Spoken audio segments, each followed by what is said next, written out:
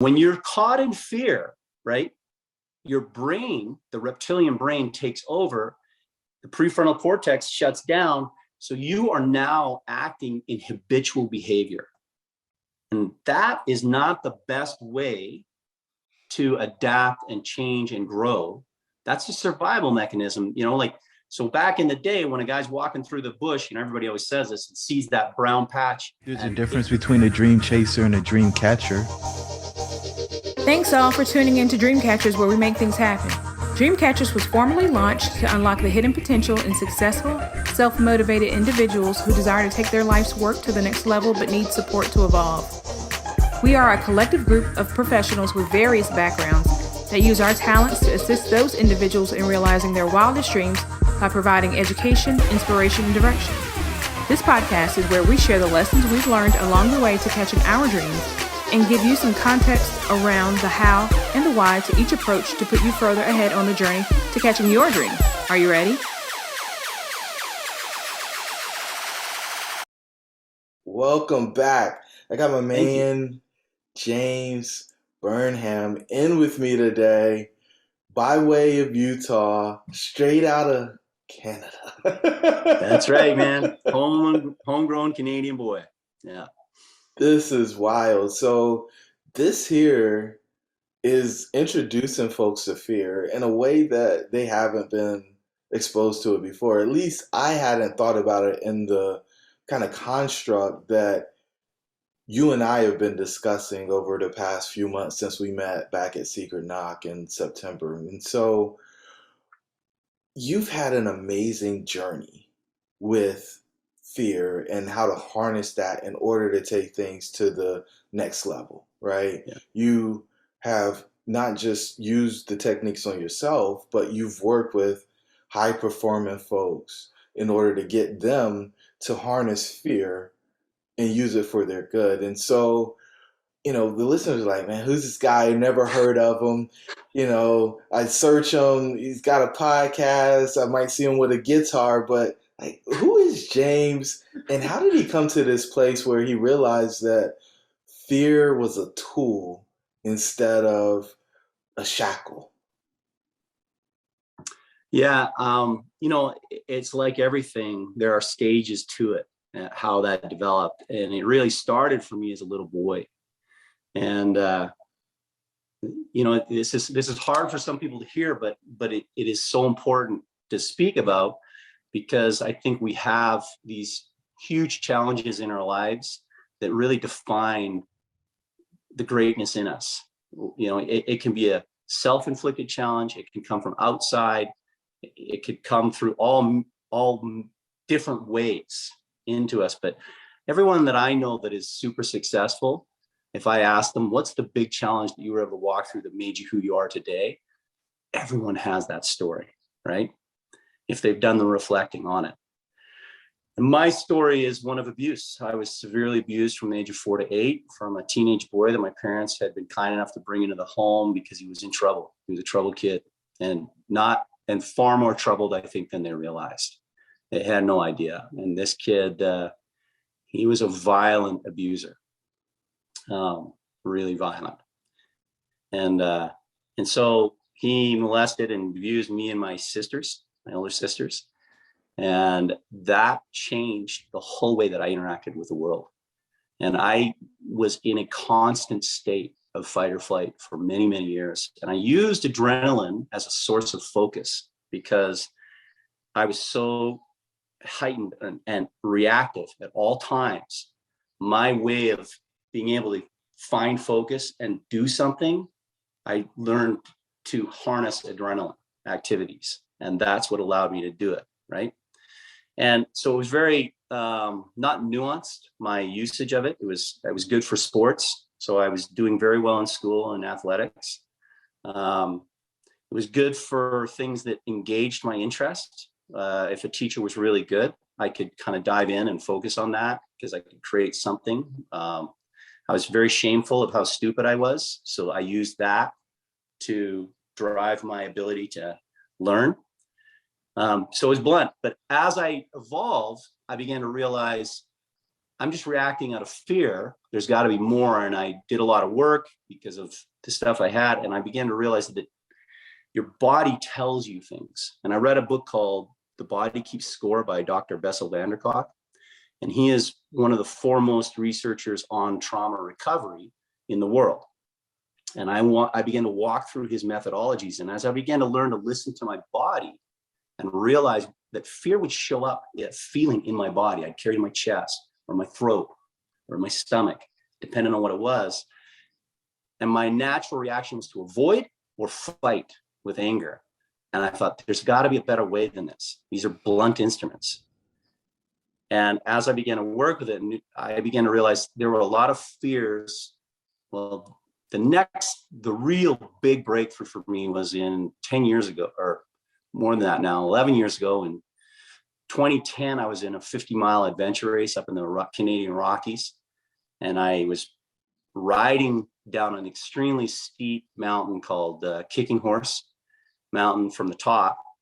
And just near Banff, this mountain. And I was coming around a berm, full speed.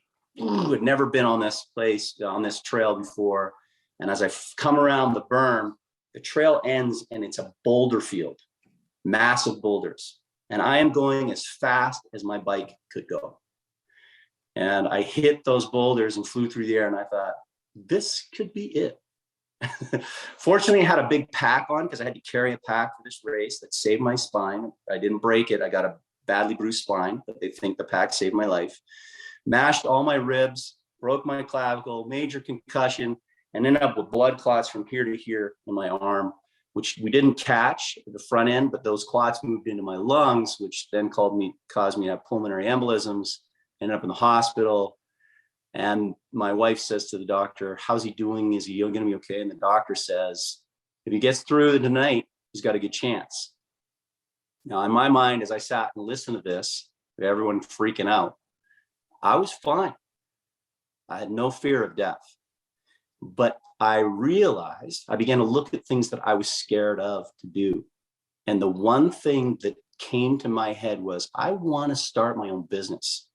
But I had never done it because I was too afraid to fail. The shame of not being able to do this and failing, like I didn't even want to go near it. And the juxtaposition of me being scared of that versus simply just not making enough money just blew my mind. In that space, I realized, oh my gosh, I'm running away from something that I would love to do out of fear and not even addressing the reality of what's holding me back. And those are small things. And I've got to get over this. And so I decided right then and there to start my own company. And I did as soon as I got on my feet. I quit my job and started my own company. And it failed miserably after 3 years. But I did it. And the worst case scenario came to pass with that company. But it opened all kinds of doors for me and put me where I am today, because I was able to see that. And I began to, at that moment, realize fear can be a compass for what I need to run towards, not what I need to run away from, not what I need to fight, but what I need to absorb into my life and overcome. And that's when I began working on techniques to really, really refine fear, not just as a survival instinct, but as a performance attribute that shows me where I need to go next. Wow. That's my long answer. Wow. I don't think it's a long answer at all. And it's an amazing story. One that is terrifying, right? I mean, it's like, what do you do if he makes it through the night? Like, what would listeners, right? They're like, sometimes we just ignore it. Like, that couldn't happen to me. But what would you do if somebody said, if you make it through the night, you got a good chance? You know, you're potentially on your deathbed. And, take it a step further. Okay, fear tells me what I need to go towards, not what I need to get away from. Whoa. Because, the prefrontal, or not the prefrontal cortex, but the reptile brain, the amygdala, it is all about saving your life. It is telling you that you need to get away from anything that might harm you. And you're saying, well, there may be a real opportunity for me on the other side of the thing that I fear most. And it's really interesting because I remember when I feared not making enough money and what happens if I try this thing and it doesn't work. And once you touch the bottom of the pool, it's not so deep anymore. That's right. Yeah, you're there. So, all right. You've created a framework around fear, though, right? Like, it's not just using the adrenaline to focus. It is an actual way of life. There's a methodology to being brave. Yeah, there is. Yeah. And I actually call it BRAVE. That's the acronym that I use. And so I have an acronym, but the first thing before you even start getting into it, you have to want to get through it, right? So I do lots of things. I believe that foundationally, if we will do things physically with our bodies, it's a very simple way to get to fear, doing something that physically is difficult for you. And it's easy to measure, it's easy to see, and you can see how you break down those barriers. But so I'll do things like Aussie style rappelling off a cliff, go face first. I'll dive with great white sharks. I just do all kinds of stuff that for me, I need kind of high levels. My next thing is I'm going to get certified as a squirrel suit jumper, one of those guys that dives off a cliff with those suits and flies, so I'm going to do that type of stuff. And that for me is what gets me into a space where I'm feeling challenged and excited. Not everybody wants to do that. And you don't have to want to do that. You do what, so I get people that are scared of heights, right? And they'll come to a rappelling event and their big accomplishment is climbing that hill and looking over the edge of that cliff.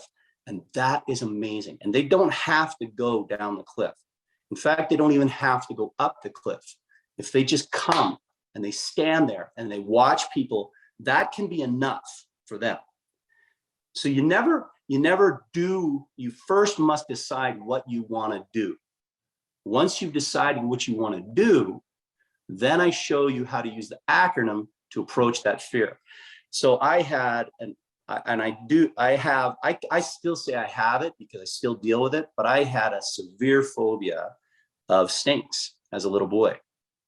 And it stayed with me for years. And being the type of boy I was, I wanted to be tough. I wanted to present with my abuse. One of my big things was I felt like I had to be tough and I had to show that to be a man. And it was important to me. And so I did a lot of things as a little boy that, guys were like, that's crazy, because it was my badge that I used to protect myself. And so I've done that type of stuff. I've built that area up, right? But I have lots of spaces where I'm not brave. And so I began to look at what I needed to do to use my brave places of bravery as a template for my places of weakness. And as I did that, I began to take down these things. And the first thing that I wanted to do was not be scared of snakes, because all my little friends would go hunting snakes in the woods. And I was more afraid of the shame of being scared and admitting that than I was about being killed by a snake. Literally, like the shame of saying I'm too scared. So I would like, they'd hear a snake and they'd go off to the right. I'd go to the left. I think I hear something over here, right? And I was terrified, just terrified. In fact, so scared. If I found a book, my dad had a National Geographic and I'd flip through the book. If I had a National Geographic book, I'm flipping through it, I see a picture of a snake, I would like scream, throw that book, that magazine across the room. I couldn't even touch it. And I would know from the cover of that magazine what that was, and I would never touch that magazine again. And so what I did when I decided I wanted to go over it is I decided to see how close I could get to that magazine. And I would sit with it with my hand above it, just above it, shaking, because I couldn't even touch it. That's how bad I was. And I went from that to, I just kept exposing myself to the point where I could open the book, look at a picture, then I could touch the picture. And over the years, I got to a point where when I was 21, I have a picture of me holding a great big 20-foot boa around my neck, right? And that was a huge accomplishment for me. And then this last weekend, I was just telling you before this, for the first time, I went out in the wild. I saw a rattlesnake, which scares me every time, and calmed myself, looked at it, and then I went up to it and I grabbed it by its rattle on its tail. I grabbed the tail of this snake like a Crocodile Dundee thing, which, you know, not everybody wants to do, but I don't want to be scared. So I want to break that down. And the excitement of doing that overcame my fear, because I've slowly transitioned. I've metabolized my fear and I have turned it into excitement. And now it's an adventure. It's not a terrifying thing, and I can stay in control. Whoa. So was the fear of the snake rational? Like, did you get No. bit, or like what created the intense reaction? I don't know. I don't know what it is, but it's one of those things, like, you know, public speaking is, I think, the number one fear that people face, like phobia. People can be completely overcome with fear, with the idea of public speaking. And for some reason, that's a really big one. Snakes is another really high on the scale of phobias. It's just in us. Maybe historically, ancestors, you know, things like that. I have no idea. Generational trauma, that's a real thing. But I have been always deeply afraid of snakes. It seems rational to me. They're horrible, but it's not rational. Well, they do some good, right? They keep the rodents down and do some other stuff. But, you know, all right. So let's come back, right? Because you mentioned fear. And so can you be brave if you have fear? You can only be brave with fear. If there's no fear, you are not brave. You're just doing something, right? There are things that I do that people think are brave, and they're not, because I'm not scared. Like if I were to dive off, 20, 40 foot cliff or something like that, I could do it. Doesn't scare me. People might think it's brave, but that's not a fearful thing. But the thing that scares you that you can do, that's brave. Okay, so there has to be something that you're scared of. There's some fear in order to be brave. Now, tell me, like, the system that you have, like it. Yeah, like so brave. The letters. So once you just figure out, right? So one of the things that I really, when I really started kind of harnessing this and testing it, I was in grad school in France doing my MBA in Nice. And I had decided at that point that I was no longer going to say no to things, because there were a lot of spaces that I kind of stayed out of. I always have been asked to kind of be in leadership positions, and I always avoid them. I don't want to be a leader. I didn't want to. I would avoid those kind of public things if I could. I would do it on my basketball team. I'd be the captain of the team. On my sports teams, I'm cool with that in that small area. But I don't want to be like the leader. And I get asked to be that, and I always avoided it. But I decided any opportunity that came up in my MBA, I would accept. And I got asked to run for class president. And when I first got there, and I did. And the way this program was, we were always connected with it's a one-year program. So there was a group that had, for the first 6 months, been there. And then when we arrived, they were on their second installment of classes they were doing on the second 6 months. And then we were the new group, and there's kind of this mentoring system that went on that was cool. So I ran against some people from the first group that were well known, and I didn't win. Somebody came up and said, you should run. And my instinct was like, no, I don't want to do it. I was scared. I didn't want to fail, but I was like, no. So I did it. I got elected as class president, and that was kind of a big deal. And then I have always wanted to sing and perform, because I have these amazing sisters. I have 7 sisters who are absolutely incredible musicians, like professional, off the hook singers. And I'm not that level. I'm not trained like that. So I had this embarrassment. I decided I'm going to try. So I practiced some songs. There was an open mic at a bar on the Mediterranean in Nice. And I practiced some songs, and I went to this bar and I played live for the first time. And they have this house band. And if they like you, they play with you. They can play anything. So then you got a backup guitar, lead guitar, you've got somebody on the drums, you've got a harmonica, you got a backup vocals if they know your song. Like, it's really cool, right? But if they don't like you, they're not rude, they just applied, you go sit down after one song. So I'm like, I want them to like me, I want to have a good experience, but I'm terrified, got a little bit drunk, got up there, and I played my song, and they joined me.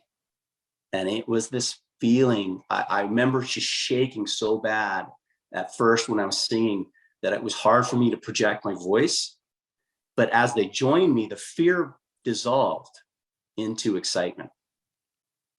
And that became the catalyst for me to keep trying so that I could get to a place where it's just fun. I want to be able to sing in front of somebody and play a guitar and do it. And so that's why you see pictures of me with a guitar. It's like, I built up the strength to do this, and I no longer have fear. But if I let it go, if I quit exposing myself, that fear will come back. Right? So I got to keep challenging it.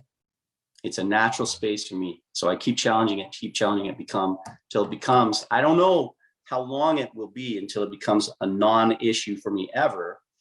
But I constantly challenge it, like I do with my fear of snakes and everything I have. I constantly challenge those things once I break it down, Yeah. What's up, tribe? It's your host, Jerome. I just want to let you know that we put together a free 15-point checklist for exiting the matrix. Jump on over to dreamshouldbereal.com in order to pick your free copy up. Let's get back to the show. Tell me the process that you went through. Break down Brave for the snake, right? So Brave. So once you decide, hey, I want to do this, you got to decide, I want to get through this fear. If you decide that, then the first thing that you do is, with Brave, you boldly admit that you are scared of something. And this is particularly hard because a lot of times we don't want to even admit what we're most scared of. We don't even want to look at it. We keep it aside. And so I see people a lot, I'm not scared of anything, particularly men will say, I'm not scared of anything, right? And until you admit it, you cannot put your hands around it.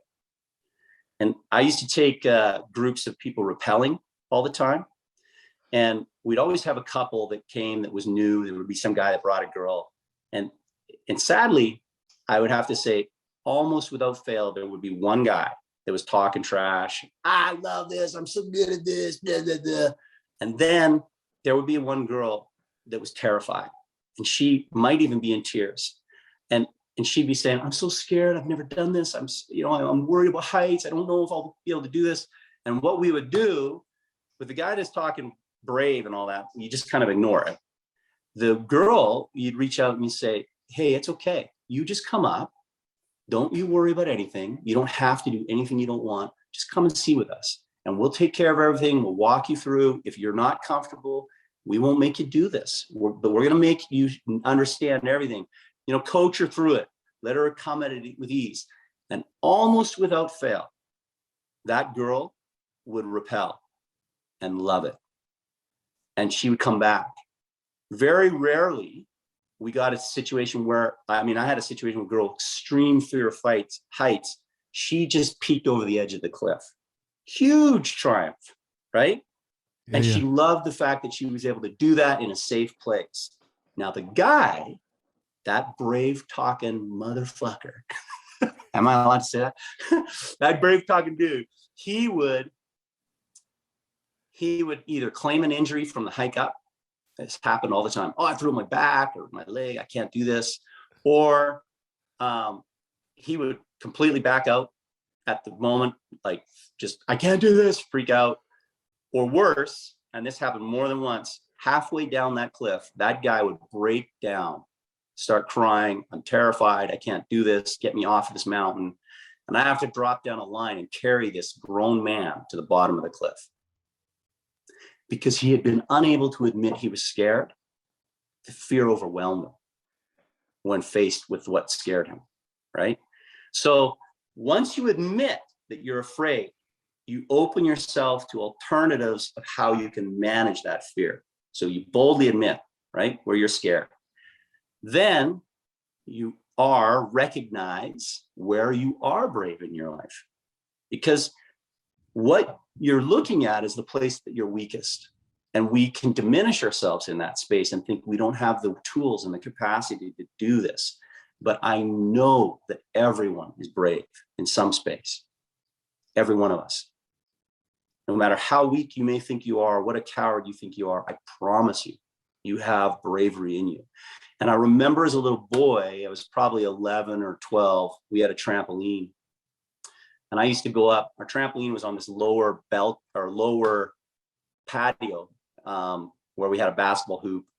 And there was we had these staged patios in our backyard. And there's one that came, a patio that came off of our dining room in our backyard into this big open area. And then it dropped down. There was a retaining wall and it dropped down about 6 feet. And there was another deck where we had a basketball court. And that was where we had a trampoline, because we had another basketball court and we used the trampoline under this one for stunts and stuff. And then the balcony, it was about 6 feet away from the balcony. And we would get up on the balcony. So it was about 12 feet from the space down to the tramp, and about a 6-foot leap. And we would jump onto the tramp from there. And it was fun and kind of dangerous, and people would get hurt sometimes. And I had this little friend that wanted to do it. So I decided to coach this guy how to do it. And we got him out. He's leaning out over the thing looking. I'm trying to talk him into jumping. And he says, I can't do this. I can't. He'd never jumped off a retaining wall that was like 3 feet above the trampoline onto the tramp. He'd never even jumped that far. So I recognized when he said, I can't do this, and pulled back, he was so embarrassed that he was not brave. But I recognized, because I had been that boy too scared to admit I was scared of snakes, how brave he was for admitting he was scared. And I was so amazed by him that he did this. And I talked to him about it in the way I talked back then, and I said, hey man, you're good. I'm impressed that you told me this. So let's go down, because if he'd have jumped, he probably would have killed himself. So we went down to the little 3-foot retaining wall right above the tramp, and he jumped off that for the first time. Huge victory, right? But this kid, once he was able to see that what he had done was brave, found the courage to do something that he had not been able to do before, because he was taking the template of bravery and placing on the template of fear that he had. So once you recognize that you are brave, you can look at those patterns of behavior that you have and the thoughts that you have in your own mind and place them upon that fear. And you begin to approach it, right? Then once you have done that, you act on one step of that fear, just on one little piece of it, whatever that component is. So if this kid had wanted to jump off that 12-foot thing, he would have started by jumping off 3 feet.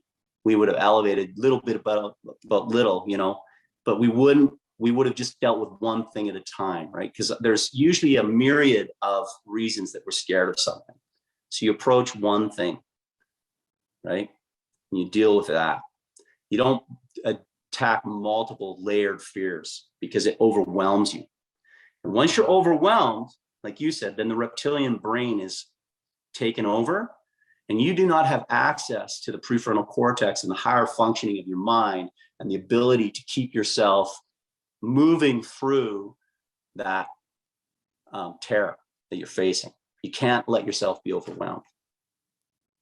So then once you act on one, then you verify to yourself, you go ahead and verify to yourself the actual worst case scenario of what could happen. And this is a really important exercise, because in more than 90% of the times when you look at it, what you're going to realize is you're not looking at any sort of physical harm. You're not looking at any sort of death, sickness, anything. You're just looking at really shame, embarrassment, humiliation. These are the types of things, because we are shame-based culture. And so you're avoiding feeling those things. And if you look at the worst case scenario, it's not as significant as our fear makes us believe it is. And this gives you the chance then to expose yourself to that space. And so then you begin, like I did with snakes, and the final thing is you extend the duration of time that you can expose yourself to that thing you're scared of. So if it's public speaking, right? You may not be able to stand in front of a massive audience, but maybe you start practicing a public speech in the mirror, in the privacy of your home, in the bathroom, and pretend that there's an audience you're speaking to. And that may invoke enough fear for you that you're exposing yourself to that. And you do that till it becomes comfortable. Then you find one person to speak to. You build that, extend your exposure to that fear till it becomes a space where it's like, I'm okay. My tolerance is built to a place where I'm no longer scared. I'm going to move to the next level. So it's incremental steps of exposure. And you can blow through this really fast, this stage, if it's not a huge phobia. But if it's a phobia, you can break it down over a prolonged period, and you can get. I've broken 2 phobias in my life, serious phobias, using this. Wow. So that's it. Brave. And so boldly admit you were scared or you have fear. Yeah. Right. R is recognize where you're brave. Recognize where you're brave. Recognize where you show up brave. Right. Then you act on one fear. Because usually people are like, I'm scared of all these things. It's like, no, one thing at a time. Act on one fear. And then then you verify the worst case scenario of what could possibly happen with that fear. What you're scared of, what is the worst outcome that could possibly happen? Are you able to live with that worst outcome? And then you expose yourself to the thing that you have fear with. And you extend the tolerance and your ability to stay in that space of fear until it becomes comfortable. Okay. And so people are like, man, all right, yeah, snakes, got it. Great white sharks, whatever. Heights, hear it. But now I gotta tell my kids that I failed because my business went under. Yeah. Can I use this in that situation? The answer is yes, right? Yeah. But they're asking how, right? And so let's go that, because we talked about that, right? You want to start the business, you started a business, it didn't go as planned. So how does one go have that conversation with somebody who's counting on them when the outcome isn't what they expected or hoped it would be? Yeah, and this comes down to, so if you, like in my case, when I decided to start my own company, right, I was deeply fearful that the company would fail. My worst case scenario was I would end up having to live with family. I would end up, having to get somebody to support and get, possibly financial help. Deeply embarrassing for me. I was a man with a master's degree, and I had been making good money, and I wanted to support my family. So this whole idea of me being a failure was a real tough thing, and so I had to reframe how I looked at that, right? Because that's the important thing, is you reframe failure into, because we can be fearful of failure, but failure is just a learning. And when you look at how you show up brave, right? I was in Oregon not this summer, but the summer before, visiting my brother, and there's this slick rock that's a natural water slide that drops into this pool, a round pool about 10 feet, drop into this deep, deep pool, and you slide down these cliffs, drop in. It's really fun. And I decided I wanted to dive off that. So I walk up, I stop to jump and dive, and my feet slip out and I fall backwards off, like straight down, land on my back in the water, hilarious. I'm laughing my head off, right? And I posted this video of me online, and I had so many people reach out and say stuff like, "You're crazy. I can't believe that you're not embarrassed. I love that you're not embarrassed about your failures, all this stuff." And I thought, I didn't even think about it, because physically, nothing embarrasses me when I fail. If I shoot an air ball on a basketball court, whatever, I'll come down, I'll hit the next one, right? Now I got my range. I know where I'm going, right? That's what I think. I don't look at my failure as something reflective of me. I look at it as, oh, I need to use more legs, or, oh, I need to do this in physical space. I have no shame. I can fail dramatically in a physical way and feel no embarrassment because I have confidence in my physical attributes. You put me in a space on the stage where I'm singing and I mess up a song, I'm embarrassed. Oh my goodness, but I've worked on that now. I actually can push through that because I've used the template from where I show up brave to say, I don't need to be embarrassed. And so then you do that with a business, right? You look at it and you say, if I completely fail at this, if I completely lose everything, what do I get to learn from that? What do I get to pull from that to adjust and change and come back? Because you get to just come back and try again. And then you'll be successful. And that failure of my business is what opened the door for me to get my MBA.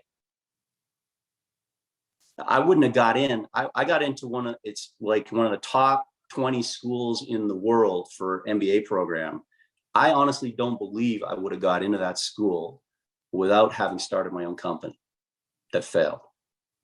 Probably a true statement. And so, that failure piece is really just an experiment, right? If we change it from, I've never done this before, I'm trying and seeing what happens once I do this or do that, we have the option of it not going perfectly as our hypothesis says it should go. And it's just that. It's a hypothesis. There's so many external factors that can impact it. You're making all of these assumptions that one by itself could derail the plan, let alone multiple. And so I love what you're saying there, because when we don't have a blueprint or a model for the thing, right? We don't have instructions, follow this, then we don't actually know what to expect. So we have to test and experiment. And I think we live in a world, you talk about shame and fear is part of our culture. I think we live in a world where we're told not to try because the beaten path with the proven process is the only way to go.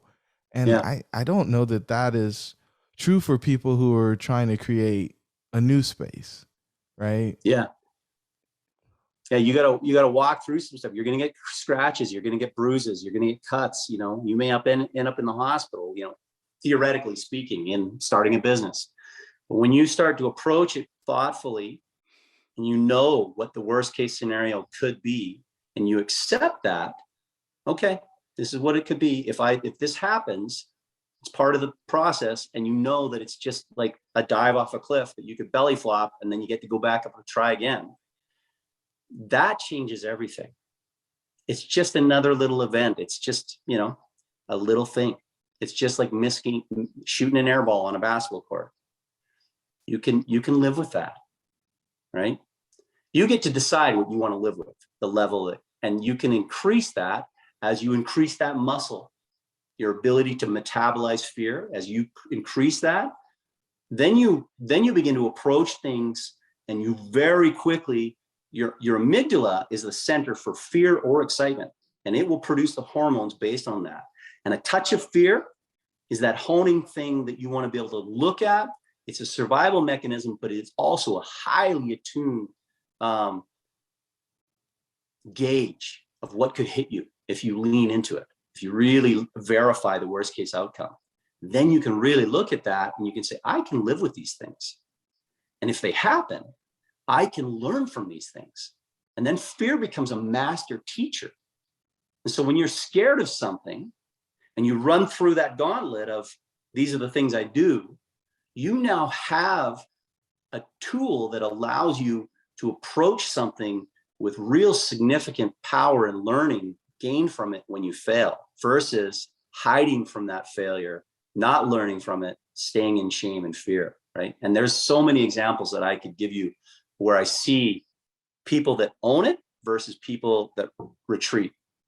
And it's compelling how, we can all admit and see it. When you see somebody denying that something's happened, when it's flat on in your face, a failure, and they won't admit it, that's a person deep in their shame and fear, unable to admit it to you, because inside they're ripping themselves to pieces. But a person owns it and is able to feel it and plan it out and approach it. When that failure hits, they look at it and they're like, okay, I see what happened.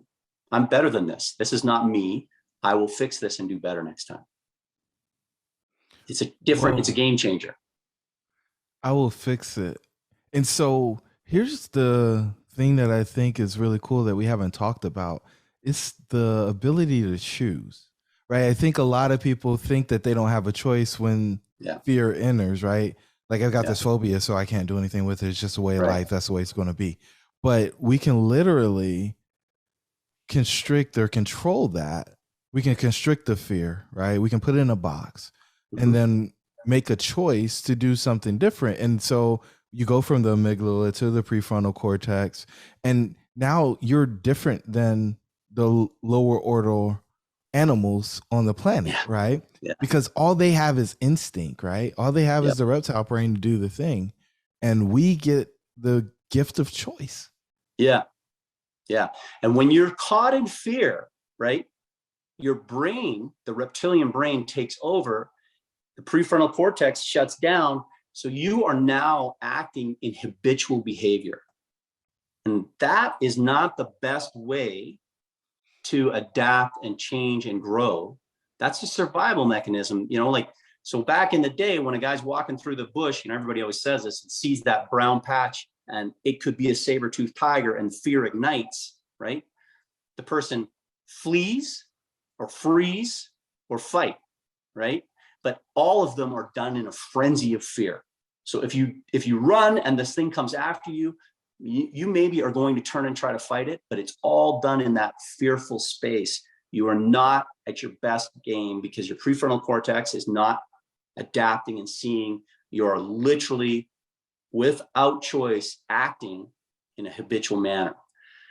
Now imagine the guy that has encountered some stuff back in the day, fear, animals that could kill him, and he keeps having this happen, and then he decides, you know what? I'm scared of this thing, but I want to be able to attack this thing and hunt it. And that's a guy that metabolized the fear, figured out a way to get it done, and went at it, right? That guy turned the game around. And then it becomes exciting. And, we have hunters, people hunt all the time because it's exciting. But imagine back then, you're going out with a spear to fight an animal that could literally take your life. That takes an incredible, the worst case scenario, I'm dead, right? I'm going to do this because I have to eat, and I'm going to do it, and it's going to be fun. Right. And I think we can make our fear fun, right? Yeah. Because the experience can be exactly what you think it might be, and the reason why you feel the fear, or it could not be so bad. At the end of the day, though, once you make it through, even if you do experience whatever the worst case scenario is, you're still here, and you're stronger because of it. And, you've pushed the wall, the gate back that is fear, right? I think a lot of people live in a prison of fear. It's like, well, if it doesn't work out, then, this could happen. And I don't know what to do, so I'm going to do nothing. And I guess the last place I'll go is habits, right? Our habits need to serve us. Yeah. And just keeping us alive, I can't say is actually serving us. I think we have a higher order.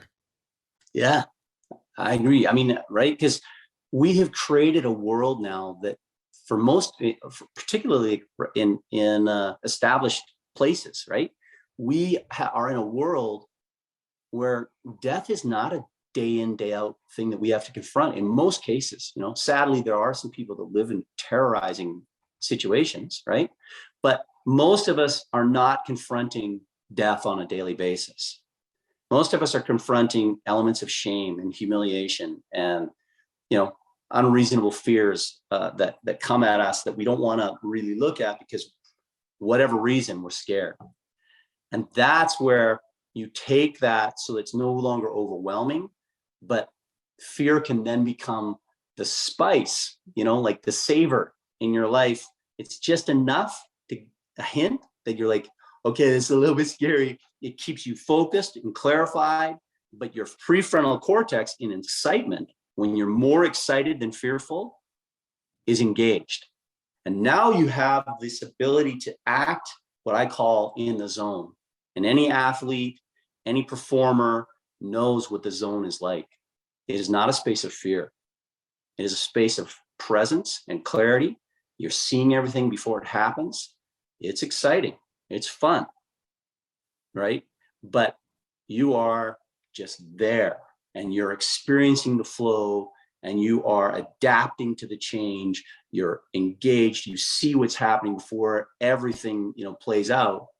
And those are grand moments. And the best performers know how to dive into that all the time. And honestly, I believe that it's really, truly a significant part of it, the ability to manage their fear of all that could happen if they didn't show up the way they wanted to.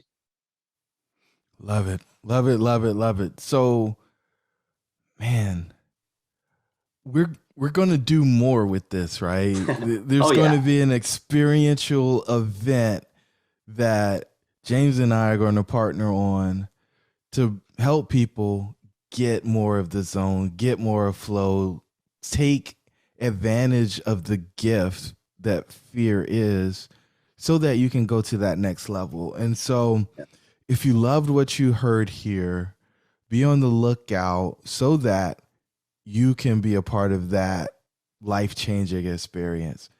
James, most of the folks here will know how to get in contact with me, but if they want to reach out to you direct and learn more about you and what you have going on, what's the best way for them to do that? Yeah, they can send me an email at james@jamesgburnham.com. Or you can go to my website. It's jamesgburnham.com. And Burnham is spelled like I say it, Burnham. But and there I have a calendar. You can book I'll do a free consult with anybody. I don't just coach anybody. I want to coach people that we're connected. So we have a conversation. I never just dive in. I make sure that we're a good fit. I know lots of good coaches like you that I can refer people to if we don't fit. But that's my space. You can reach me there. Jerome, I just think I think we got a lot of great stuff that overlaps with what you do and I do, and I think we can transform people's lives into a place of excitement and exploration that they never knew they could reach before. Yeah, James, this has been absolutely amazing. I love the content and the framework that is supported by that content and the ability for people to actually understand that they don't have to be a prisoner to their fear and that there's actually a process where they can become brave and conquer that and then turn that into something that puts them into flow state. And that flow state allows them to have creativity and production that they can't usually get in any other space, mainly because they don't have the adrenaline rush. And so, my brother, I'm so grateful that our paths crossed, and I look forward to bringing people together and changing lives together, because I think this is a space that very few people know much about, but you, my friend, are an expert. And so it's exciting to be coupled with you on this journey, my friend. I just want to say kind of one last thing that I think is pertinent to a corporate client or an entrepreneur, and that is the economic climate that we face is so uncertain, and we have begun to recognize that we live in an illusion of control. But the COVID crisis has stripped that away from many of us, where uncertainty, particularly within many companies, is raining down on these people that are trying to make choices of how to move forward in a completely new economic environment, and they are caught in fear. And I see executives all the time holding on to old models of performance out of fear because they're not sure what the next move is. And then they miss the opportunity to move into a space where there's new, great adventures and money to be made because of fear. And so this creates a highly adaptable, highly innovative person that knows how to make choices under pressure that are good. So that's the end result of this. Beautiful. Beautiful way to close it out. To the listeners, your dreams should be real. We'll talk soon. Thank you for joining the tribe today. We would love to hear from you. Please don't forget to rate, like, and share. Perhaps someone you know could benefit from what we've discussed. Until the next time, remember that your dreams should be real.